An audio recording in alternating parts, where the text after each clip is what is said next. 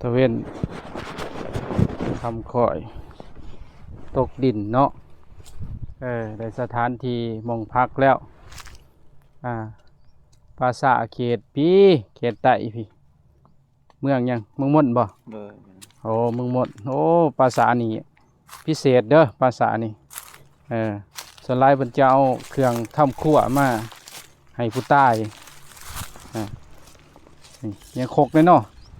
โอ้อันนั้นบางสกุลเอาโคกได้นี่เอาเบิดนี่เนาะ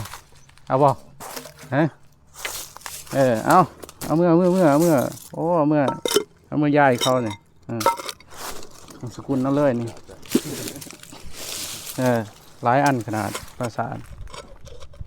ถือบางสกุลเอามาใส่นี่โอ้ราคาบ่ธรรมดาได้นี่กว่าที่ทีมสายเท่านี้เนาะเอาของเฮาหาเลาะ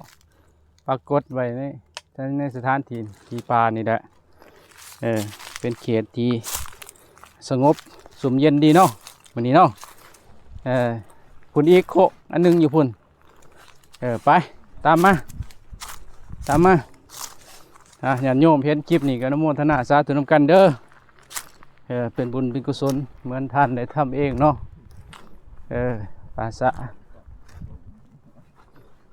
ไปสาธุ